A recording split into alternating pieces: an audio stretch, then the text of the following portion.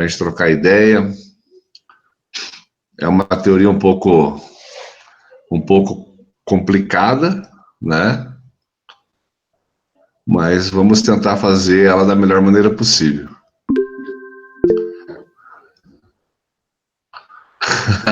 Vamos sair no soco nessa aula. Soco virtual, Thierry?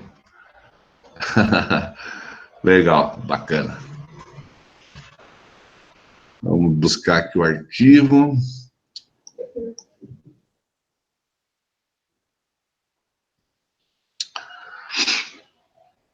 Alguém marcou o slide que nós estávamos?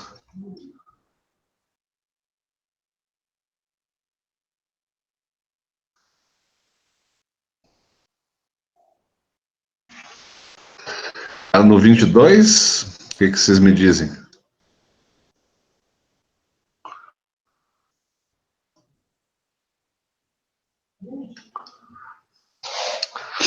Eu vou colocar aqui no 22, acho que é, né, Thierry? E daí vamos mandando o brasa então, tá bom? Qualquer dúvida, pode abrir o microfone aí, falar tranquilo, perguntar, participar. Você sabe que aqui tudo é 10, né, cara? Não tem erro, certo? Vamos ver bastante participação. Todo mundo pode colocar a sua opinião e respeitando a opinião do outro, como sempre, né? Mas já é de praxe.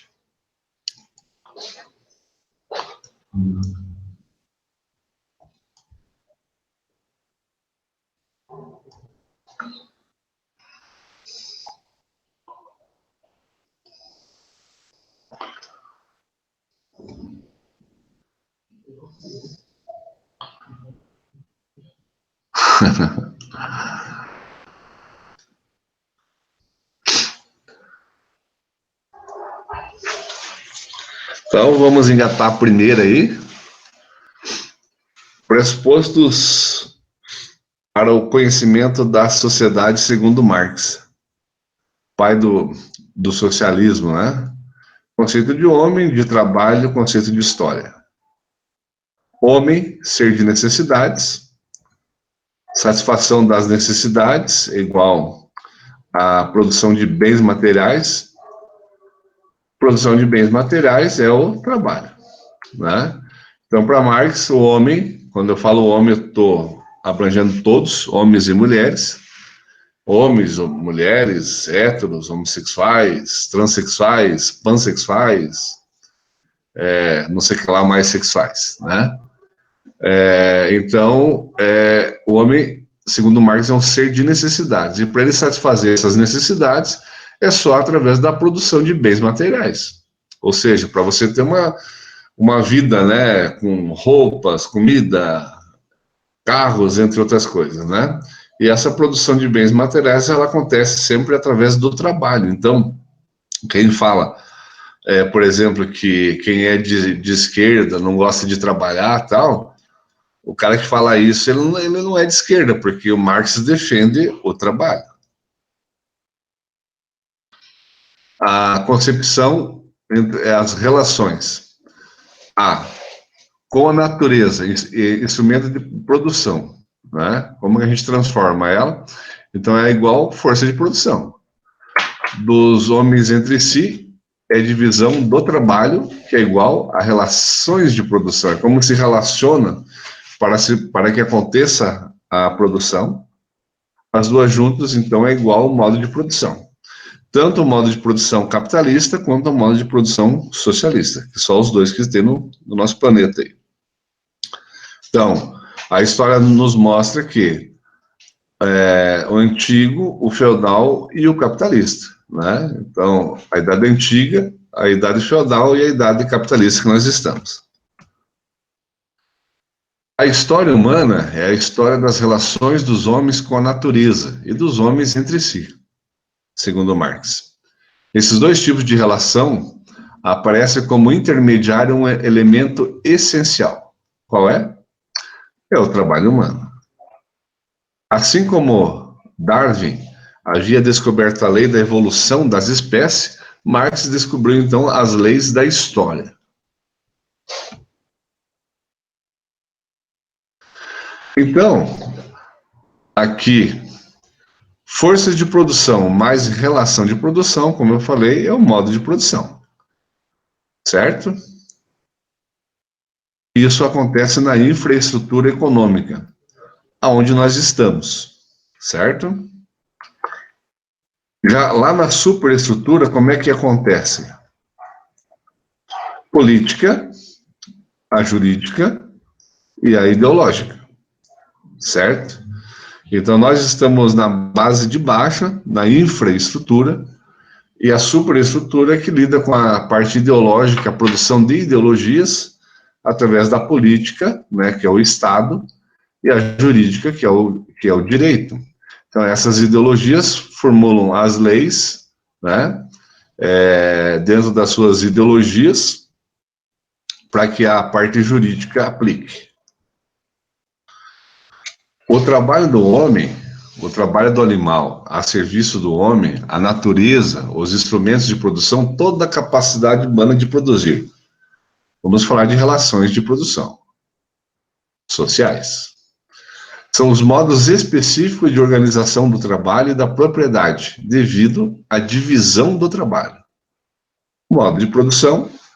Cada época histórica possui um conjunto de forças produtivas a que correspondem determinadas relações de produção. Toda essa ideia vai levar ao quê? A gente entender como que nós estamos produzindo e como que a divisão da riqueza acontece no mundo capitalista. Então, se nós estamos na infraestrutura econômica, que é a força de produção mais relações de produção, que é o modo de produção, nós temos aqui a política, o Estado, né, a jurídica e direito, a superestrutura. Isso nos remete a quê? Que a existência está aqui embaixo, né? E na parte de cima da superestrutura está a consciência. Okay? É fácil a contribuição à crítica econômica. A explicação das formas jurídicas, políticas, espirituais e de consciência encontra-se aonde? Na base econômica material da sociedade, ou seja, a infraestrutura, no modo de como os homens estão organizados dentro desse processo produtivo. O modo de produção da vida material condiciona o processo da vida social, política e espiritual em geral. Ou seja, dentro desse modo de produção capitalista que a gente vive, o trabalho, muitas vezes, ele vem em primeiro lugar na vida das pessoas, certo? E a família, amigos, entre outras coisas, sempre fica em segundo, terceiro plano, se existir esse segundo, terceiro plano. Então a gente se torna refém desse sistema onde vai condicionando a nossa vida. E a política e a espiritual em geral, quando ele fala espiritual em geral, ele está falando de como que a gente sente as coisas, né? A gente percebe muito hoje, por exemplo, que o sobrenome da pessoa passa a ser o nome da empresa. Quando você encontra lá, aquele lá é o João lá do Itaú, aquela lá é a Maria do Bradesco, né? Olha lá o Paulo da Caixa, né? Então, esse modo de produção capitalista faz com que a gente fique totalmente refém mesmo do meio de produção. Para ele, então, não é a consciência do homem que determina a sua existência, mas, ao contrário, é a sua existência que determina a consciência. Ou seja, se não existir a infraestrutura, onde se produz, onde acontecem as relações de produção, não existiria, com certeza, a consciência lá, que é a superestrutura. Ao mudar a base econômica, revoluciona-se mais ou menos toda a imensa superestrutura erigida sobre ela. Essa é a ideia marxista. Por isso que foi criado tantos sindicatos, né?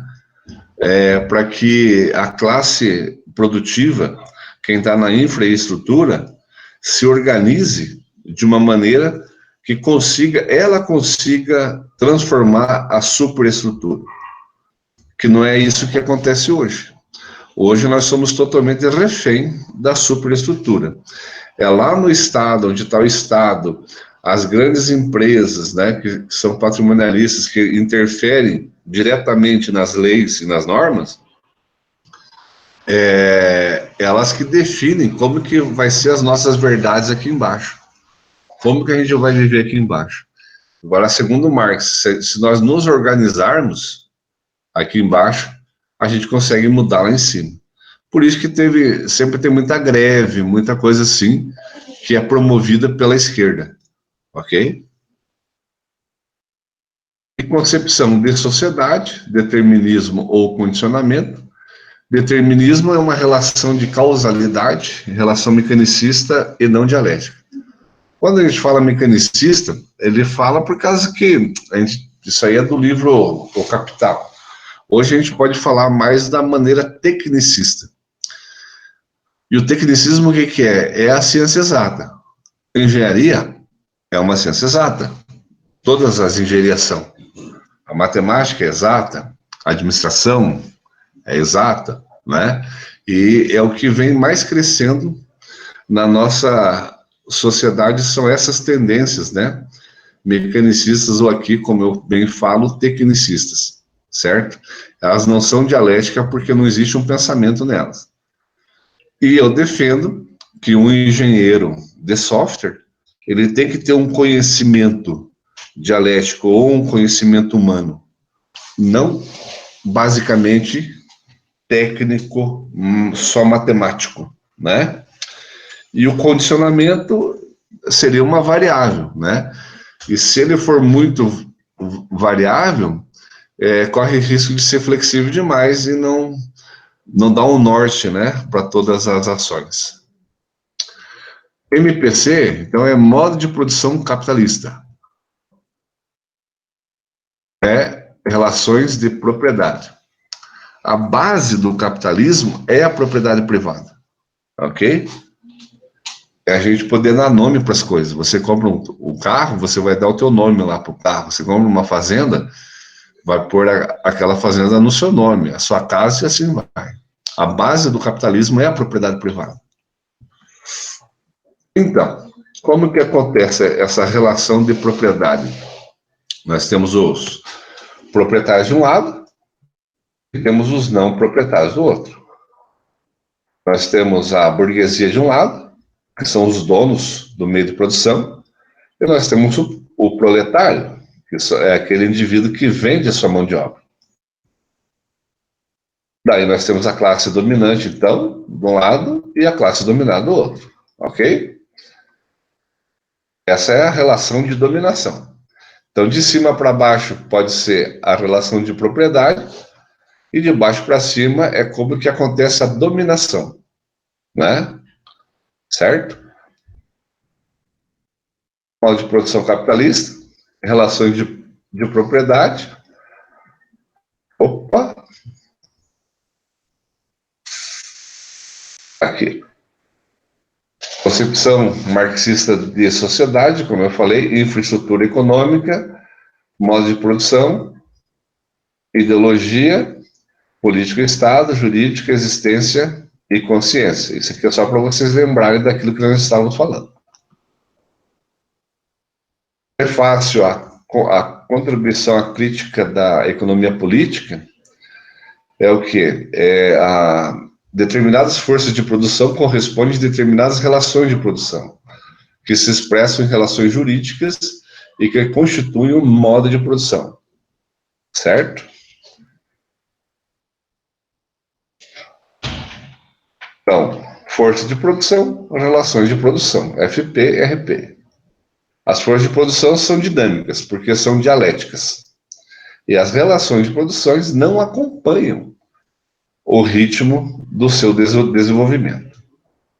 As forças de produção se chocam com as relações de produção existentes, ou o que não é senão sua expressão jurídica, com as relações de propriedade dentro das quais se desenvolve até ali. de formas de desenvolvimento das forças produtivas. Essas relações se convertem em obstáculos a elas. E se abre, assim, uma época da Revolução Social, né? Aí você inicia isso desde do manifesto do Partido Comunista para cá, né? É que a força de produção não dialoga, digamos, com as relações de produção, né? Ou seja, quem produz, nesse sentido aqui, a grosso modo, na verdade, vai fechar no quê? Que não existe uma distribuição do lucro do produto que foi feito, certo? A da mercadoria, duplo valor dos bens materiais, a determinação do valor de troca, processo histórico de troca, força de trabalho como mercadoria e o processo da mais-valia e o fetichismo da mercadoria, certo? Essa aqui vai mais ou menos da última parte. Eu vou pular alguns slides aqui, que eu não vejo necessário a gente ficar preso a tanta teoria que é muito complexa aqui. O ideal que eu quero passar para vocês é que vocês compreendam o que é a esquerda e o que é o socialismo. Quem de vocês defende o socialismo, ou defende o comunismo, ou defende o capitalismo, o liberalismo e tal, cada um tem a livre escolha para isso, né? Eu sempre deixo aberto. Eu acho totalmente errado quando um professor fica batendo em cima só de uma teoria, né? Tem alguns professores, por exemplo, que são marxistas, que jamais eles vão discutir liberalismo, que vão discutir Weber ou Durkheim. O cara só fica batendo ali. Então, são tomados por paixões. E quando você é tomado por paixão, a paixão cega, né? Você não consegue deslumbrar, digamos assim, o mundo real, né? Aqui seria o duplo valor dos bens materiais, homem, necessidade, satisfação, né? E a mercadoria, né? Toda mercadoria é essencialmente valor de troca, mas tem embutido um valor de uso. Aí que entra, como eu estou falando, como que se produz, o tempo que se produz e como que o lucro, segundo Marx aqui, fica só na mão do burguês e muito pouco fica na mão do empregado ou do proletário aqui, melhor falando. Ele fala sobre equivalência, tal, né? De uma mesa e de uma jaqueta lá, os dois são frutos de um trabalho, né? Mas daí é o tempo do trabalho que vai entrar em jogo, né? Se leva 2 horas para cada mesa, existe uma equivalência se a jaqueta leva 4 horas, né? Então aqui ele entra em exemplos o tempo de trabalho necessário para a produção. Determinação de valor de troca, né? Eu vou passando aqui, daqui a pouquinho eu já chamo vocês para o debate, ok? Né? Então aqui fala tempo médio, tempo social, né? Não tem necessidade de eu ficar martelando muito em cima disso aqui. Tá? Qualquer coisa, quem quiser depois ver com mais calma esses slides e me perguntar pelo WhatsApp, a gente pode estar vendo isso aí a partir de amanhã, né? O processo pré-capitalista não tem um objetivo do lucro. Lá no comecinho do semestre, o professor passou para vocês que o início do capitalismo é ali naquela transição da Idade Média para a Idade Moderna. Expansão marítima, reforma protestante, né? E o mercantilismo. Ali começou a nascer realmente o capitalismo. Antes disso, ele não visava o lucro, ele visava apenas a troca, né? O tempo que se levava para produzir uma coisa e o tempo que se levava para produzir a outra coisa. Então, existia uma equivalência sobre isso, entendeu? Então, se o cara levava, sei lá, 10 horas para produzir, digamos, trigo, né? E outro levava 5 horas para produzir açúcar, então é 2 açúcar para 1 de trigo. Era assim que as coisas aconteciam, certo? Com o capitalismo, objetivou-se o quê? A propriedade privada e o lucro, né? Daí, aqui explica isso, certo? Começa aqui com a mercadoria, né? Olha o que o Marx fala aqui. Se o dinheiro vem ao mundo com uma mancha congênita de sangue numa das faces, o capital, então, vem pingando da cabeça aos pés, de todos os poros, sangue e lama, né? Então, como eu já falei, ele é um crítico ferrenho do capitalismo. E a maior parte dos autores que eu li de esquerda, eles são totalmente críticos, né? São muito críticos ao capitalismo, certo? Mas dificilmente você vê um projeto, né? Então, como é que nós vamos fazer para ser feliz? Nós vamos fazer isso, isso, isso, isso. Eu não consigo perceber essas coisas nos livros que eu li de esquerda. Então, fica aí um raciocínio para vocês pensar, né? Capitalismo.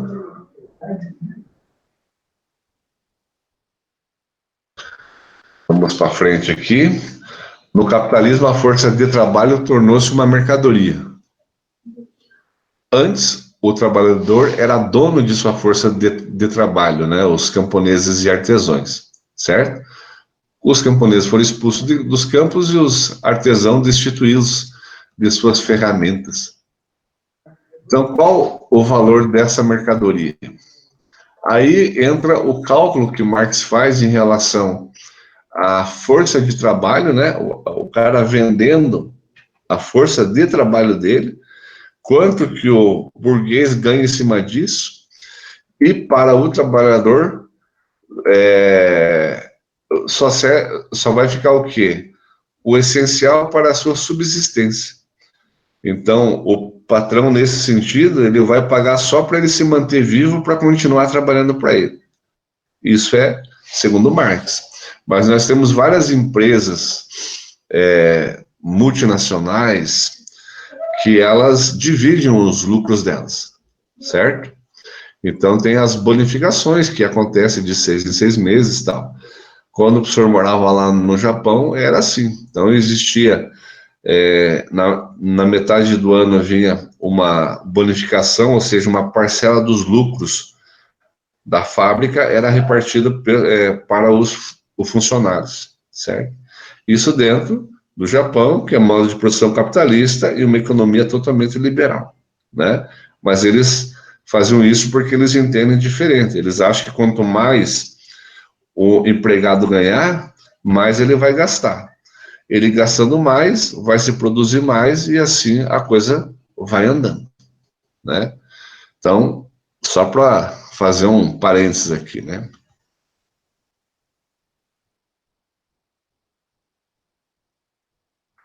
Então, capitalismo, né? Enquanto cresce, estuda e trabalha, o homem consome uma certa quantidade de mercadorias que pode ser medida em tempo de trabalho. Medindo este valor, estaremos medindo indiretamente o valor da força de trabalho. Portanto, o valor da força de trabalho é igual ao valor dos meios de subsistência, né? Que está ali embaixo. Esse valor é pago no salário, que deve ser apenas para estritamente necessário ao futuro do trabalhador, só para ele se manter vivo. Esse capitalismo que Marx fala é esse o círculo vicioso do capitalismo, em que o assalariado vende a força de trabalho para sobreviver e o capitalista ele compra a força de trabalho para enriquecer. A razão do círculo vicioso está no processo de mais-valia. O processo de mais-valia, né? Eu vou explicar para vocês aqui como que funciona a mais-valia, e depois vocês podem até ler os slides, né? Mas para a gente não perder muito tempo e poder debater um pouco mais sobre as coisas, né? A mais-valia, o que que é? Vocês lembram do filme Tempos Modernos de Chaplin, Charlie Chaplin? Que ele trabalha em uma linha de montagem, uma linha de produção, e o chefe dele vai lá e aumenta a velocidade da esteira, né? Então, o que que é? O capitalista, o dono da fábrica, ele, quanto mais aquele cara produzir, certo? Dentro do horário dele de trabalho é a mais-valia, ou seja, ele vai ganhar mais, muito mais em cima, né? Então, nesse sentido, é tentar extrair o sangue do cara, certo? Para ele poder ter mais lucros, certo? Aqui é um cálculo que explica isso que o professor falou, né? Como é que o capitalista obtém um lucro, né? Aqui explica também 9 horas de trabalho, um par de sapato a cada 3 horas, né? Nessas 3 horas, o trabalhador cria uma quantidade de valor correspondente ao seu salário. Nas outras 6 horas, produz mais mercadorias que geram um valor maior do que lhe foi pago na forma de salário. Certo? Aí está o lucro. Então, aqui, ó, é o cálculo que eu estava, né, que o professor explicou para vocês aqui, bem simples. Certo? No final da jornada, o trabalhador recebe 30 unidades de moeda e o seu trabalho rendeu o dobro ao capitalista, certo? Então, essa é a ideia, certo? Esse aqui é um samba que eu não vou cantar para vocês agora, que eu não estou com a minha voz boa. Tô brincando, eu não sei cantar. Mas é um samba que foi feito pelo Sérgio Silva, que fala sobre a mais-valia. Uma música. E agora, o fetichismo. O que seria fetichismo? É adoração ao culto de fetiches. E o fetiche é objeto animado ou inanimado feito pelo homem ou produzido pela natureza, ao qual o homem dá o caráter de sagrado e presta culto, né? Freud, ele diz que a ideia de Freud é isso aqui, ó, a aplicação do processo de fetichismo ao comportamento individual. Ele dá o exemplo dos fetiches sexuais, que Freud, a base freudiana é sempre o sexo. Para Marx, a aplicação do processo do fetichismo ao comportamento social, a mercadoria e o dinheiro passam a ser fetiches, né? Agora vamos aqui para o chat. Muito civilizada com várias palavras complicadas do português. Deixa eu ver o que vocês escreveram ali. Sobre o professor, tem muita conversa. É uma treta entre o Thierry e o... Estão brigando? Treta não, só respondi a pergunta dele. Exato, não é uma Você treta. se mantém em cima do muro na resposta. Eu tô me mantendo em cima do muro na resposta, que eu não me aponto aí para o lado. Tá, então cada um de vocês fale aí o que vocês estão defendendo. Não, eu não vou falar de novo, não. Quer que eu leia? É muita Eu coisa. tô defendendo que se socialismo fosse bom, você chamaria capitalismo. Então, como Aí eu tô gastando. como o professor falou, a gente vive ainda, graças a Deus, em uma democracia. E todos têm total liberdade para defender o que vocês quiserem, certo? Mas o interessante é vocês entender essa teoria para ter um embasamento mais concreto, certo? Para realmente saber aquilo que está falando. Eu vou falar aqui como professor, eu acredito que tem muita coisa dentro da teoria de Marx que está correta. E tem muita coisa que não está correta, na minha concepção. Exatamente. Certo? Né? Então, por exemplo, eu sempre defendi que todos deveriam partir do mesmo ponto, né? Todo filho do pobre deveria partir do mesmo ponto do filho do rico, para ele poder ter as mesmas possibilidades na vida, né? Então, por isso que eu defendo, sim, que o Estado invista realmente em uma escola decente, que a nossa educação é a penúltima do planeta, né, em qualidade, e para que esse cara possa ter uma educação, porque lá na frente ele consiga passar numa federal e consiga ser um cara da classe média ou da classe B, sei lá, mas a diferença hoje é muito grande, né? O esforço que um cara que vem da classe D, da classe E, lá dos miseráveis, né? Mas vou falar da classe D aqui, do pobre, né? O cara sair da classe D e ir para a classe C é um esforço muito grande, né? Quer dizer, o cara não vai ter as mesmas chances que o filho do cara da classe A teve. Então, eu acho que uma distribuição nesse sentido, eu acho correta. O que eu não acho correto é, por exemplo, eu conheço muita gente que defende o comunismo, mas detesta trabalhar, certo? Então, esse cara quer que se divida toda a riqueza produzida para ele também, mas ele não produz. Não E se contribui com o diz sistema e quer só se beneficiar.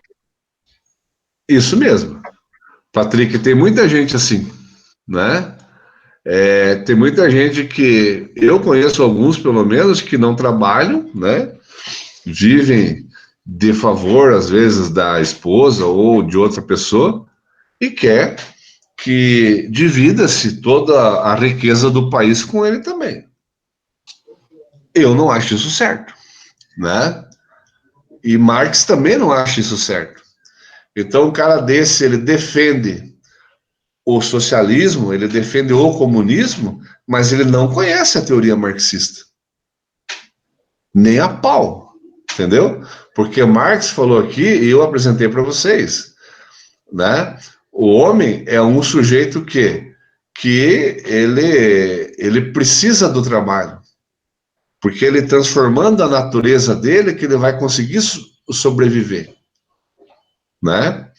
Então Marx fala do trabalho. Então isso, em nenhum momento, o que eu li de Marx até hoje, Marx defendeu o cara que não trabalha, né? Então é muito fácil.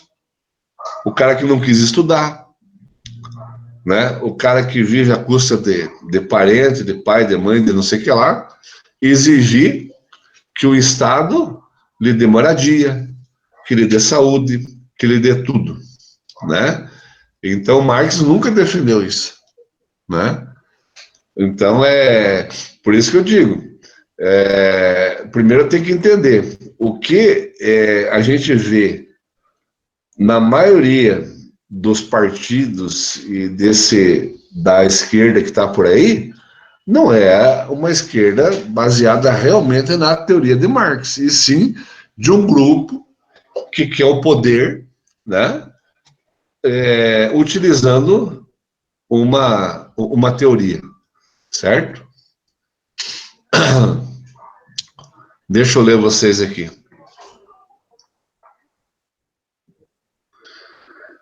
Vamos pegar do Pedro Henrique para frente. A questão não é que um é melhor que o outro. Os dois sistemas têm seus pontos positivos e negativos, mas o país que vivemos atualmente, entrar no sistema socialista não iria se encaixar. Mas acredito que, a algum ponto, o Brasil pode sim ter um governo que tenha tanto pontos socialismo como do capitalismo. Muito bom. O Carlos Eduardo, não, mais texto. Felipe, o sistema perfeito não existe, infelizmente. Felipe, como é que vai existir um sistema perfeito se o ser humano não é perfeito? Não existe a perfeição, não é verdade? Existe sim mutação. Nós estamos num processo dialético, aqui concordo com Marx, né? O Pedro Henrique concorda, Patrick, não existe sistema perfeito, isso é óbvio. Thierry, então, o menor, o menos pior. Junta o melhor de cada um e faz um sistema bom. Bora? Né? Qual é o menos pior, Ingrid? Responde para nós. Igor, imposto é roubo. Sonegar é legítima defesa. E o Estado é uma ganha. Né? Ingrid, já está exigindo demais dos meus 3 neurônios. Thierry, você provoca, agora aguenta o cartucho aí, toma um litro de café lá, cara. Patrick, precisa se dispor de que a centralização é o mais próximo da perfeição do Estado, mas o ópio do ser humano é a sua ignorância, ganância. Logicamente, não dará certo. Patrick, quem falou do ópio foi o próprio Marx, né? Parabéns pela busca aí da ideia do ópio, né? Então, Marx diz, por exemplo, que a gente precisa, um exemplo aqui de ópio, futebol, né? Olimpíadas, novela, entre outras coisas, né? Precisa deixar o povo desfocado, digamos assim, fora do mundo real, drogado nesse sentido, certo? Então, o ópio seria isso. O ópio pode ser essa má educação que nós temos aí, né? Para deixar 86% de analfabeto no funcional. A Ingrid está se desculpando por ter forçado os neurônios do Thierry. Patrick, o Estado é uma gangue. Thierry, o que prova que o imposto não é roubo? Pão mágico de fada? Espera que acabou meu café. Vai lá buscar café, Thierry. Amanda apareceu. Concordo com a ideia do professor de criar um novo sistema. Valeu. Ingrid, eu não sei, professor, mas estamos aqui para debater, minha querida. Então a gente vai falando mesmo, né? O bom da turma de vocês é que todo mundo conversa, expõe a sua opinião, pode divergir da opinião do colega e não vai acabar a amizade por causa disso, né? Como eu sempre falo, na universidade é o local do debate, é aqui que acontece o debate, a gente não pode se furtar a ele. Tem alguns professores que se furtam, não querem expor o debate como eu faço, como estou fazendo agora com vocês. Mas é dessa maneira que a gente treina tudo aquilo que a gente está aprendendo, né? Expor. E às vezes não. Muitas vezes eu aprendi com os meus próprios alunos, né? Como também aprendo com vocês, né? Então ninguém é dono da verdade, certo? A gente precisa ler, precisa estudar e precisa conversar. Esse diálogo que nós estamos tendo aqui é um diálogo que dificilmente você vai ter com seus amigos. Muitas vezes é muito difícil ter até com a sua própria família, né? Porque eles não estão focados na teoria, e tentar desvendar realmente a realidade que a gente está vivendo, né? E o Felipe aqui já com a ideia do anarquismo, né? Então, o Felipe não quer o Estado, né? Sabe que eu conheço também alguns que são anarquistas, né? Eu acho que você está brincando, mas tem gente que defende o anarquismo, sim. O anarquismo seria a ausência do Estado. Mas eu acho muito difícil. Eu acho que eu concordo com o Hobbes quando ele fala acho que isso foi no Leviatã, que o homem é o lobo do homem. Nós precisávamos ter pelo menos normas jurídicas, né? Ou, se você pegar o liberalismo maduro, Felipe, você tem praticamente ausência do Estado. O Estado não interfere praticamente em nada. Eu vejo, pelo meu tempo fora do Brasil, né, países totalmente maduros dentro do sistema liberal. Um imposto que gera em torno de 5%, né? Alguns cobram 4%, outros cobram 5%, outros cobram 6%, e é só aquilo ali.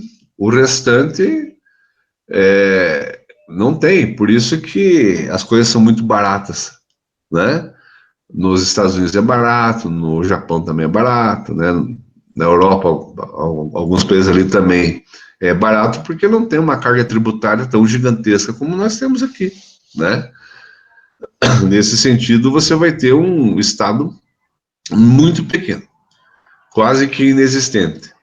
Daí é o liberalismo que toca o país através da teoria de Adam Smith, acho que foi Adam Smith, sim, da mão invisível, né? Que a mão do mercado vai regulando a oferta e demanda, né? É dessa maneira que acontece nos países liberais maduros. Eu confesso que vivi lá, e é muito bom. Mas o problema é o seguinte, não é porque deu certo lá que você vai aplicar isso agora aqui e empurrar a goela abaixo. Vocês acham que nós temos cultura hoje, educação, discernimento para sermos um país liberal? Hoje a gente vive em terra de leão, né?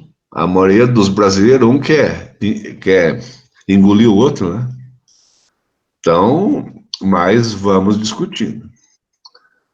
A ideia era minha, pô. Opa, Thierry reinou. Reinou. O Renan concorda com o Igor, a Amanda concorda contigo, Thierry, mas ele falou nas aulas passadas também. Tá. Giovanni, num debate quem deve brigar são as ideias e não as pessoas. Podemos criticar sem ofender, podemos elogiar sem bajular. Bingo, Giovanni, parabéns, cara. É isso aí mesmo, né?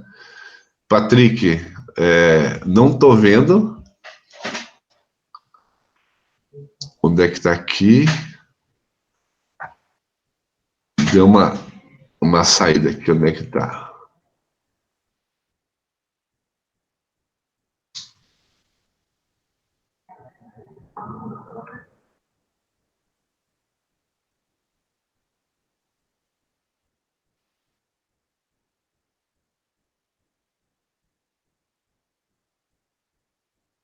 Deixa eu ver aqui onde é que eu tava.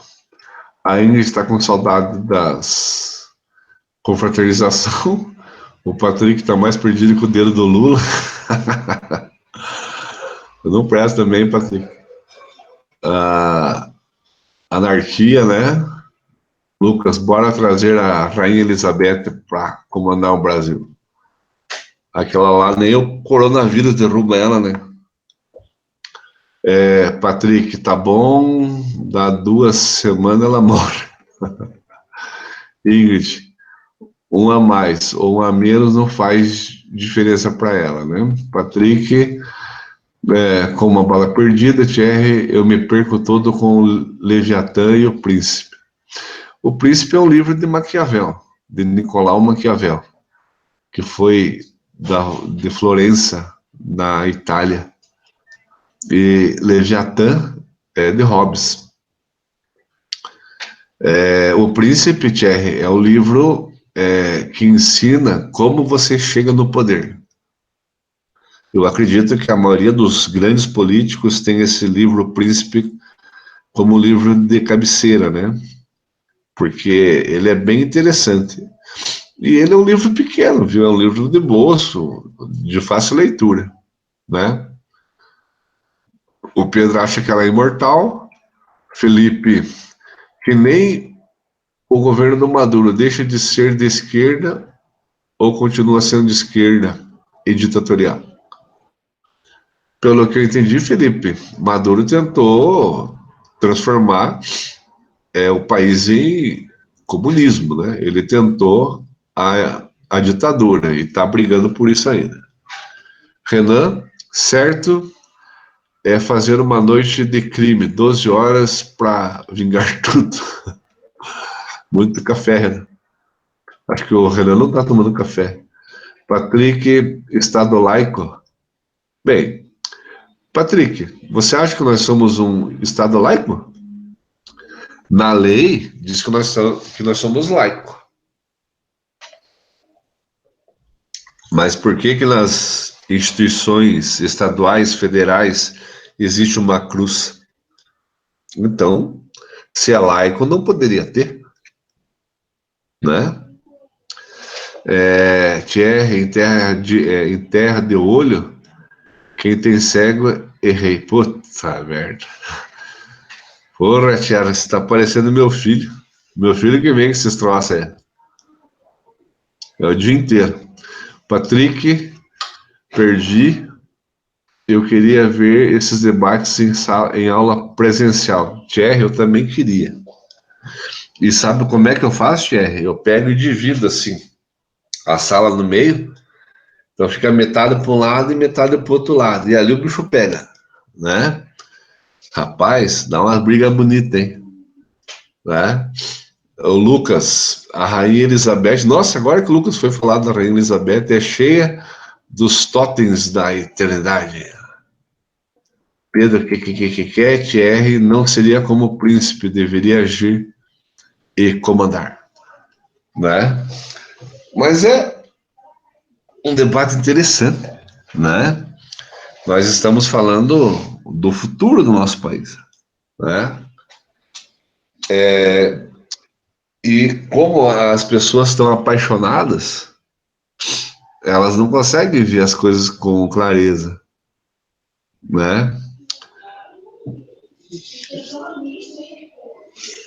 O Thierry está dizendo, não ser amado nem odiado, como dizia meu antigo professor. Né? É isso aí. É por aí. Mas, voltando naquilo que eu estava falando aqui agora, a paixão cega. Essas ideologias cegam. É a mesma coisa aquele cara que é corno, ou aquela mulher que é corna, né? Tá vendo o cara trair ela, pega o cara com a amiga, mas não vê, né? Ela não consegue ver o erro no amado. Ou o cara, né? Que vê uma coisa dessa também, né? Ela vem, ou ele vem, ele tropeçou em cima de mim, o que você viu não é verdade e tal. Então a paixão não deixa a gente ver o mundo real, né? Então por isso que a gente não pode se apaixonar pelas teorias. Por isso que eu sempre digo para vocês, leiam de tudo, né? O Carlos, acho que eu seria de um terceiro grupo, onde teria pipoca para assistir a treta. Não, Carlos. Se fosse presencial, ia fazer até você participar da treta, cara. Né? O Thierry aqui, ele leva a pipoca e o refri. Né, Giovanni? O Renan tá escutando Maria Mendonça. Eu acho que o Renan deve estar sofrendo, então, Giovanni. Né? A música dela não é sofrência? Será que ele está apaixonado? Né? O Carlos aqui, putz, o Renan, gosto é do estrago, meu canário amarelo, né? Mas a Amanda, ela tá concordando, então, eu acho que a Ingrid também, acho que é a maioria de vocês, né? Quem aqui na sala é capitalista e quem é socialista? Só vão colocando, escreve aí, socialista, capitalista, só para mim ter uma ideia de quantos são. O Igor, comunismo fez as coisas boas sim, matar mais de 70 milhões de comedores de morcego. Grande Mao Tse Tung. Puta, Igor. Meu Deus do céu. Temos que trabalhar o psicológico do homem. Matheus, capitalista. Capitalista. Patrick, Gabriel, capitalista. Ingrid, capitalista. Daniel, o Daniel é o socialista, proletariado quer dizer o socialista, Daniel. Leonardo, capitalista. Cosme, capitalista. Thierry, neutro. Vinícius, capitalista. Igor, capitalista. Carlos, capitalista. Daniel, capitalista. Amanda, neutro também. Você sabe que se vocês forem falar com alguns colegas meus, eles não aceitam neutro. Eles defendem que ou você é capitalista ou você é socialista, né? Eu já defendo, sim, essa mistura. E essa mistura tem um nome. Essa mistura se chama a social-democracia, né?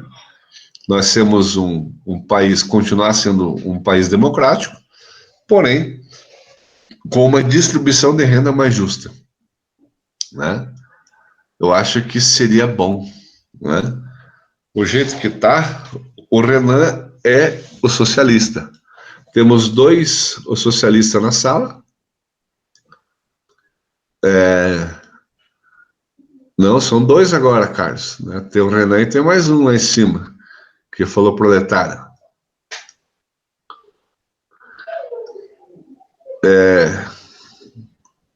Tem dois. E tem que ser respeitado. Cada um pode defender, né? As suas teorias. Não vejo problema algum, né? 42. Mas não tem problema nenhum, né? Admiro quem defende também, né? O legal é você ter uma opinião, pô, certo? Agora o chato é aquele cara que fica, só tipo em cima do muro, né? Daí é complicado, né? Mas é isso que eu estou propondo aqui, né? O que nós vamos viver agora, meus queridos, e vocês são os caras do momento, né? Vocês vão ser os protagonistas, digamos assim, desse novo mundo que está nascendo, né? É a minha teoria para o doutorado.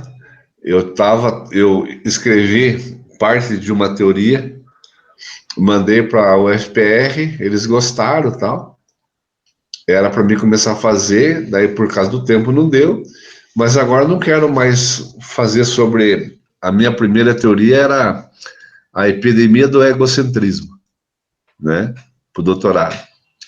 Mas agora eu defendo outro, eu defendo a idade tecnológica, né, porque a idade tecnológica, nós estamos mudando o nosso meio de produção, né. Amanda aqui, eu sempre procuro manter a mente aberta para analisar cada um, por isso fico de um lado só. Ok, Amanda, parabéns. Patrick, que sabia?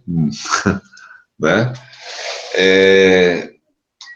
Então, eu acho que perdi meu raciocínio. Estava lendo aqui vocês aqui, perdi do que eu estava falando. Quem que me lembra?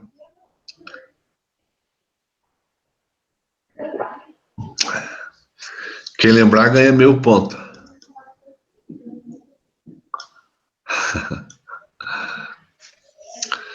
Eu tava falando da idade tecnológica, tá vendo como vocês não estão prestando atenção, seus loucos? Né?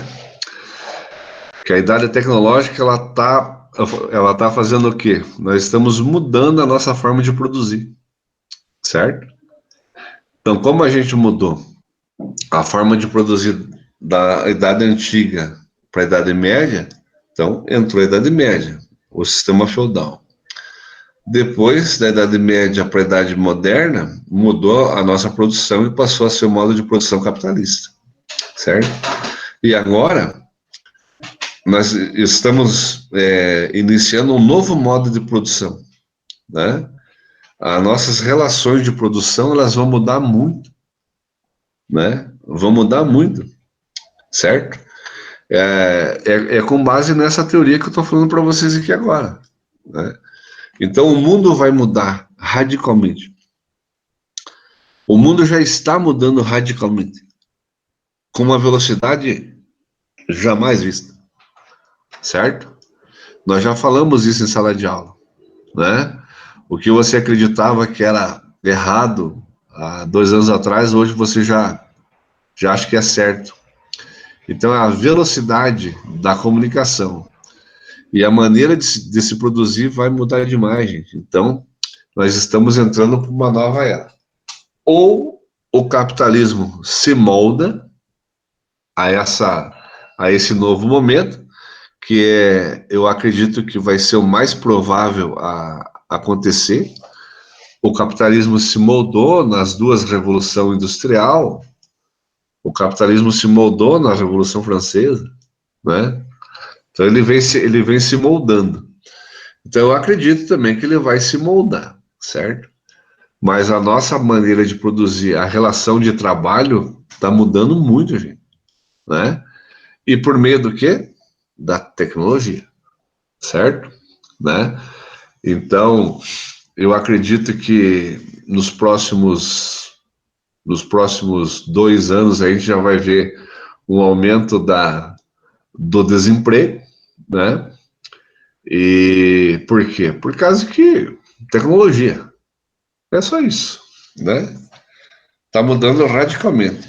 Agora, se nós conseguirmos ter uma consciência que nesse novo modo, nessa nova vida tecnológica, a gente consiga fazer um país um pouco mais justo, eu acho que seria muito legal. Né? Pedro, eu acho que não sou nem um nem outro, prezo pelo melhor para o país e que eu vivo, mesmo que esse governo ainda não exista. Thierry, isso que eu digo. Se tiver ruim, eu vou criticar. Patrick, Pedro tem razão, né? Pedro, exato, estou sempre disposto a ouvir diferentes lados. Parabéns, Pedro. Thierry, volta a gravação lá, Ingrid. Patrick, Carlos Eduardo, nem eu sei o que eu estou fazendo. Carlos Eduardo, ai, cara. Patrick, Carlos tá em Nárnia. Porra, em Nárnia, cara. Concordo, né? Thierry antes era produzido pela demanda, agora é a produção em massa. Né? Mas no liberalismo, Thierry, a produção é pela demanda, entendeu? Aumenta a demanda, aumenta a produção. Baixa a demanda, baixa a produção. Isso é no próprio capitalismo, aqui não está assim. A demanda por roupa, por carro, por artigos supérfluos,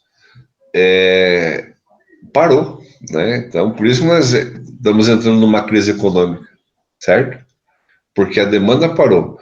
Muita gente tem grana, mas está com a grana guardada, porque não sabe o que vai acontecer nos próximos meses, né? Isso é um fato. E tem muita gente que não tem grana mesmo, não tem como consumir, certo? mas a base é essa mesma, né? Então, é oferta e demanda, capitalismo. A diferença é que nós não somos liberais, certo? Nós temos uma alta taxa tributária. Para mim falar para vocês como que nós somos, a base teórica para essa ideia se chama a teoria keynesiana, de um cara chamado John Keynes, que ele que criou a ideia desse Estado grande que cobra muito imposto para que o Estado organize a vida de todos os seus cidadãos. Então, a maior parte dos países latino-americanos aderiram a esse Estado keynesiano, certo? Então, alta taxa tributária e o Estado fica responsável por tudo, né? No Brasil, nós somos ainda keynesianos, certo? Por isso que a gente paga tanto imposto nesse país. E se a gente quiser mudar, gente, vai demorar. Não vai ser do dia para a noite, não, né? Mas tem como mudar, certo? Mais algumas perguntas? Como é que estão aqui? Alguns questionamentos, colaborações? TR. Mas, por exemplo, a produção de combustível era em massa. Com a crise, a demanda diminuiu. E não tinha como parar a produção. Deu que o petróleo estava parado sem ter destinatário. Só que a gente tem que ver também que o preço do petróleo ele é pela economia mundial, não é pelo Brasil, certo? O Breno, que o professor acha que poderia vir a acontecer caso o Brasil se convertesse ao socialismo? Cara, ia dar uma guerra, né? Ia dar uma guerra, porque nós temos aí, eu acredito hoje que uns, sei lá, vou dar um chute aqui, tá? Vamos dizer que uns 65%, 70% são capitalistas. E 30% o socialista. Então, se entrasse um governo e instaurasse o socialismo, como o Maduro fez, ia acontecer aqui o que aconteceu com a Venezuela: pau, briga, guerra, tanque na rua, né? Para se transformar em socialismo, leva anos. E provavelmente era o projeto do PT, né? Ele estava preparando a população brasileira para entrar no modo de produção o socialista. Mas goela abaixo não tem nem como a gente ser amanhã o socialista e não tem nem como a gente ser liberais também amanhã. Vai ser um processo que vai levar pelo menos umas 2 décadas, eu acho. O Thierry, que deu uma hora para outra, não dá certo. Isso aí. Todo o sistema vem mudando, se adaptando com o país ao longo do tempo. Bingo, né?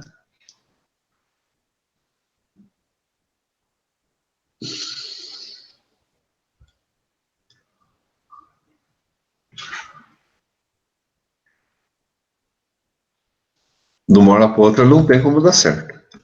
Certo? Mas é possível? É possível, com certeza. Né? Basta a gente querer. Eu acho que a mudança, minha gente, como a exemplo dos outros movimentos políticos, sociais, eles sempre nascem dentro das universidades. Sempre. Não é no meio da população. É dentro das academias.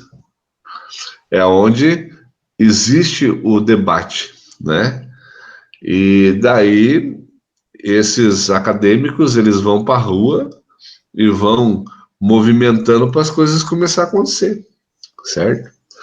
Então é dessa maneira que as coisas acontecem, certo? Deixa eu ver se tem mais alguém aqui. Acho que não, né? Todo mundo falou? Ninguém tem mais nada para falar?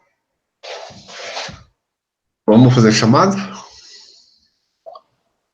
Onde é que tá aqui?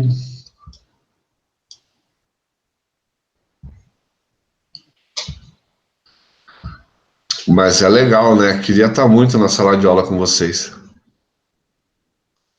Ia ser muito legal, né? Ia ter ninguém ali que ia soltar a veia do pescoço.